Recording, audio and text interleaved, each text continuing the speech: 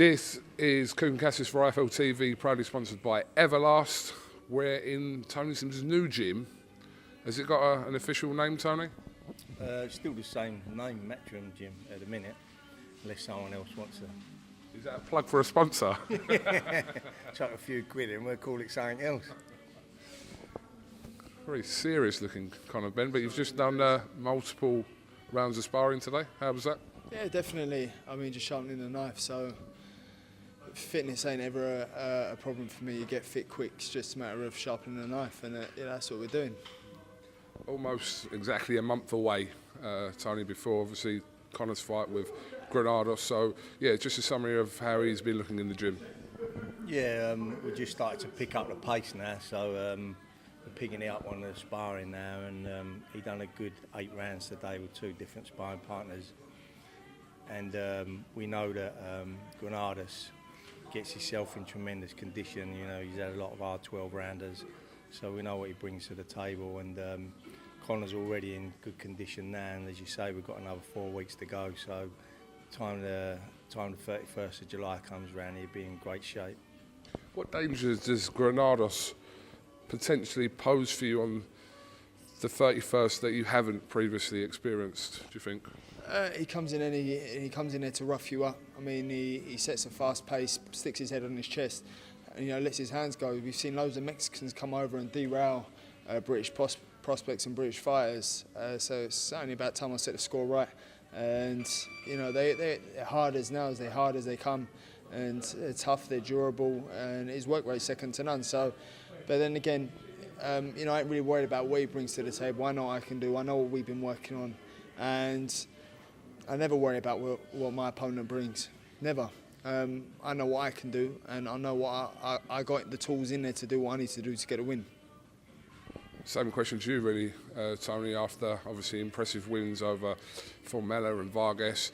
A different kind of testing, Adrian Granados, for Conor. Yeah, as we were saying, he gets himself in tremendous condition. He brings the heat. He likes to fight on the inside. And, he's a tough fighter, and he's been in with all the best in the world. He's had a couple of good wins, actually. He beat Amir Imran a couple of years back. And he also, everyone thought he beat Adrian Broner as well. I definitely thought he should have got that decision. And it went the other way on a split decision. So he brings a good record with him. He, as I say, he's fought all the top world level fighters. And it's another good experience fight for Conor Benn to get him with a fighter of his calibre, and mix it up with him. And I think each fight he's getting better and better. He's 24 years old, and he's ranked in all the 4 sanctioning bodies. So, everyone knows him in the States now. I mean, we've only just come back from, obviously, Las Vegas, where Martin Ward fought. And as Conor said, he was surprised to see how many people knew him in all the gyms over there, coming up to him. And, like the Vargas fight, I think really put him up there with that sort of win, like 1-round win over Vargas that no one's ever done before. And we actually spoke to Vargas when we was there by FaceTime. We just missed him actually because he was training in Clarence Adams' gym, and we went down there to train that day, but he'd only just gone back home. But what a lovely man he was, and you had a good chat with him, didn't you, on the FaceTime? Yeah, he's a funny guy. We've spoken previously as well. Do you know what I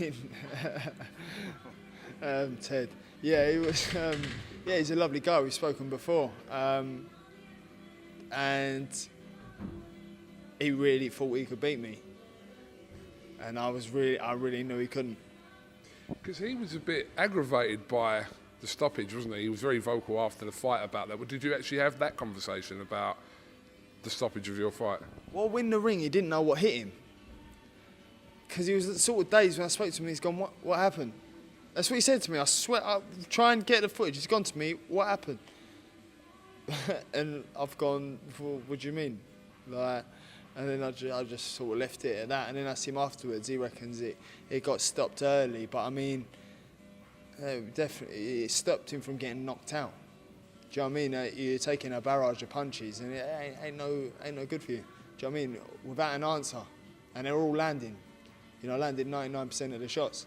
So just you can't complain about that sort of stoppage.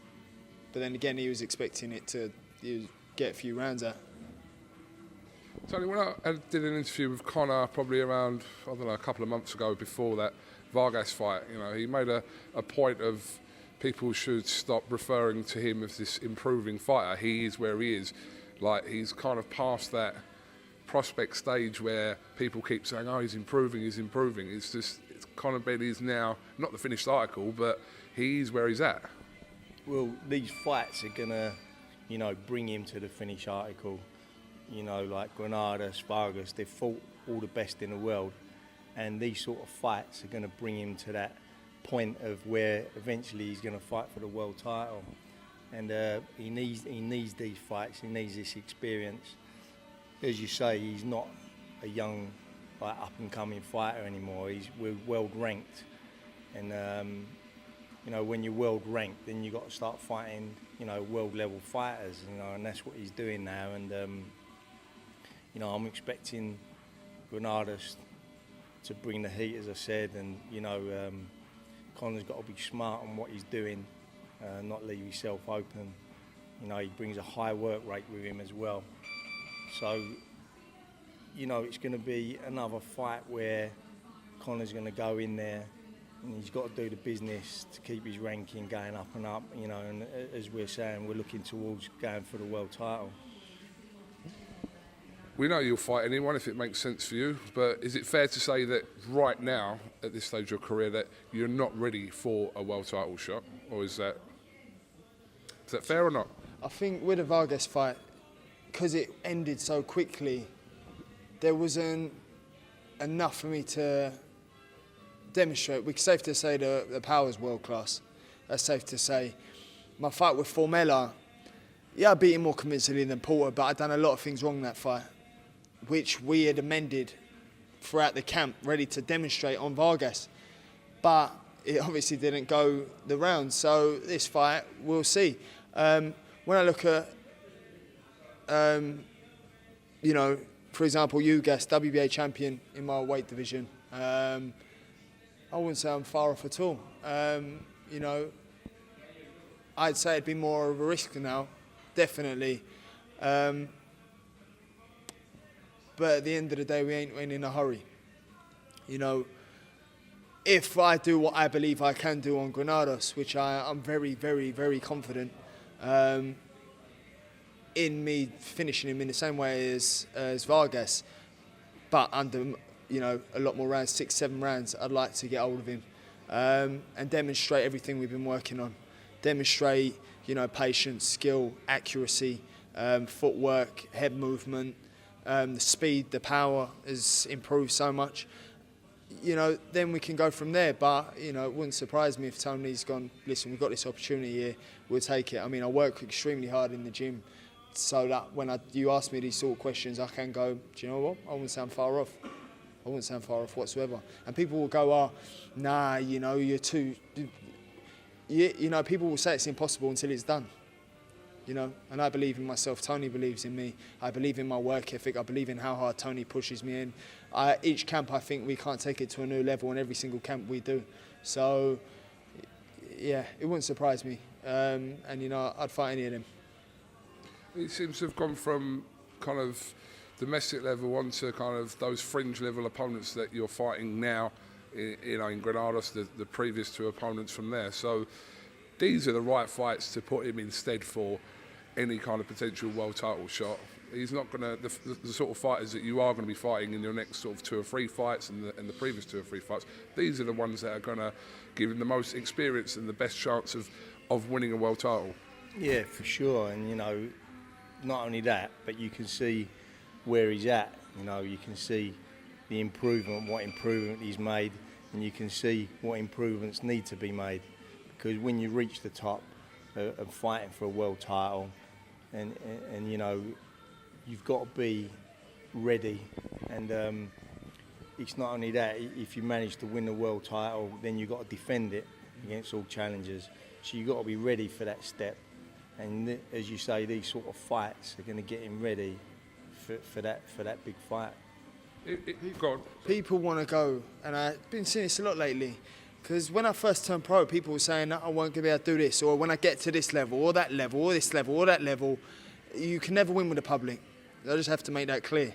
At the end of the day, it's got to a stage now where, you know, if you want to watch, it'll be entertaining. But at the end of the day, my career is managed by Tony and promoted by Eddie. So I ain't worried about no one else or what anyone else is saying or doing. At the end of the day, when I win the world title, they'll go, when you fight a real world champion, when you know, it's never ending. Do you know what I mean? But I worked too hard, as I said.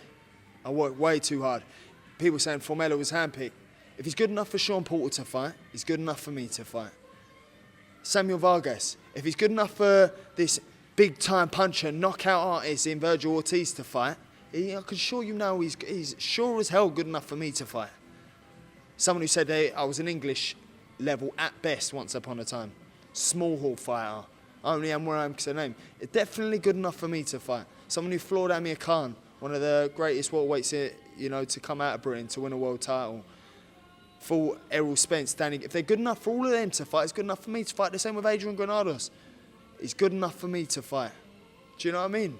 So I just had to get that point in there. They're good enough for me to fight.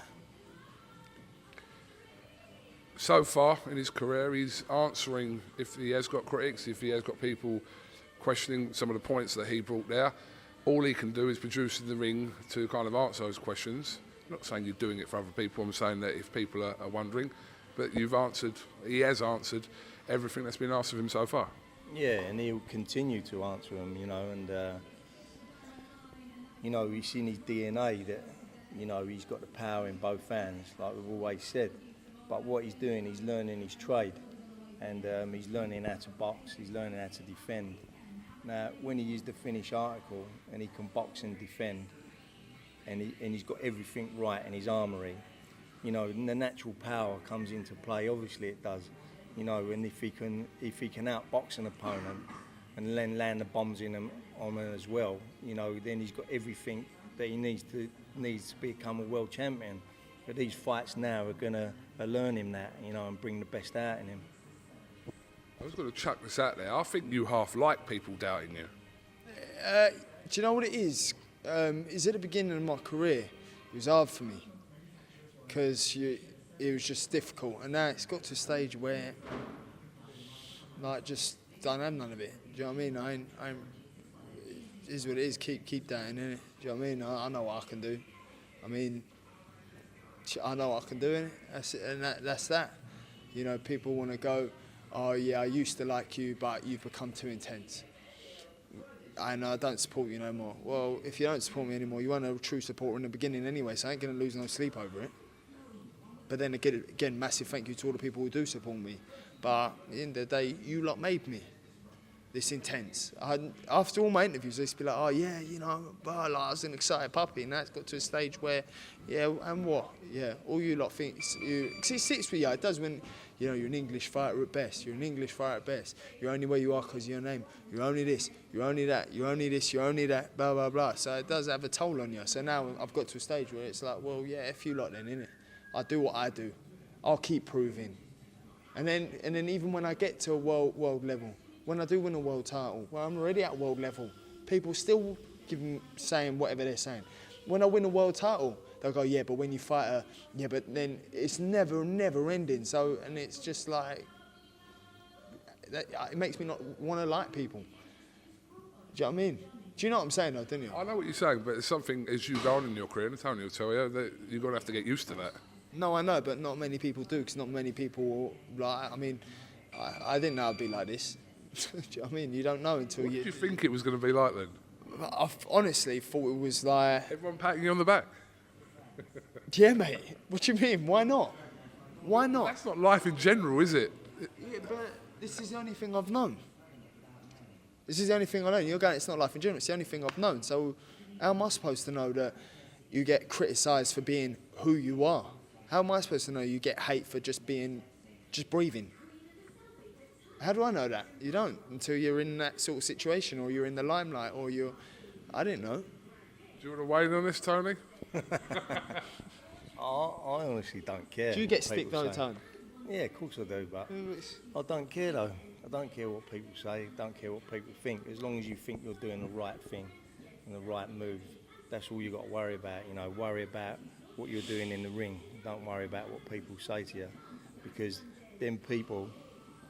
So you get people on the way up, like you say, want to pat you on the back, and you get people that want to put you down. Either one of them people, they ain't helping you in the ring. There's only you in the ring against your opponent. So it's all you got to worry about is what you do in the ring, and you're coming out victorious. And don't worry about what anyone else thinks, because at the end of the day, when your career's over, none of them people will be there. The only people who will be there is your family and your really close friends. You can probably count them on both hands.